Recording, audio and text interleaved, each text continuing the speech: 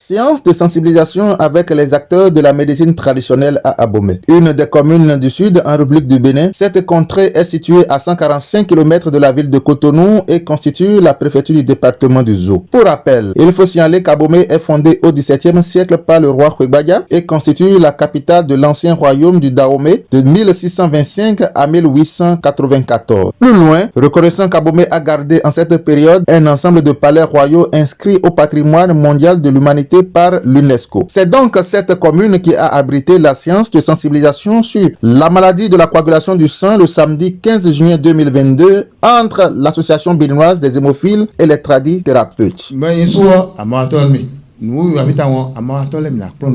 Je suis un acteur de la médecine traditionnelle.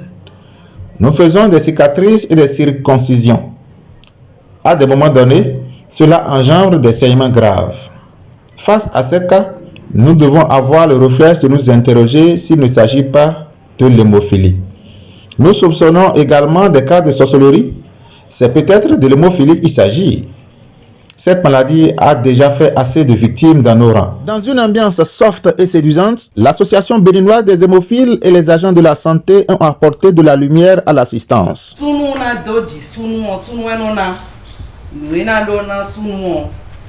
Si l'homme doit mettre au monde un garçon ou une fille, ça dépendra de lui.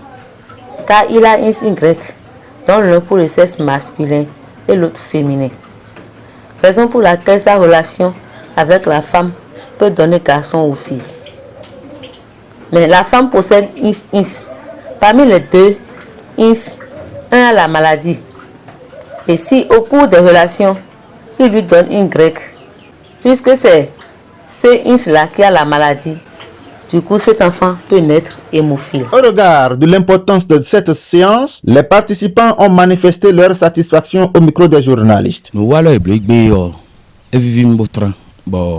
Cette séance de sensibilisation nous réjouit à plus d'un titre. Cela est venu à point nommé. Madame Vignon et sa troupe sont venus nous apporter de la lumière, car cette bonne nouvelle ne saurait être cachée au public. Nous ne savions pas que c'est un mal du genre qui ravageait nos paisibles populations. Nous promettons également être des ambassadeurs de l'association béninoise des hémophiles dans nos couvents, au sein de nos congrégations religieuses, lors de nos réunions, afin que nous soyons tous aguerris et que nous puissions, main dans la main, sensibiliser les populations sur ce mal.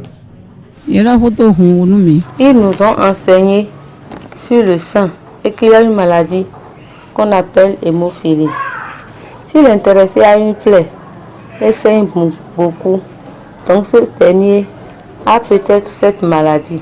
Alors, il faut conduire le plus tôt possible ce dernier au CNHU pour des soins.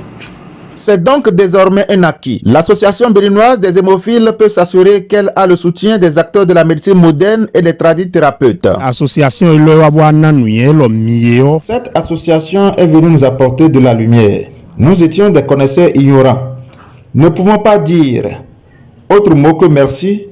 Nous prions l'Éternel Dieu des armées de garder, de bénir et de fortifier tous les membres de cette association afin qu'elle atteigne ses objectifs.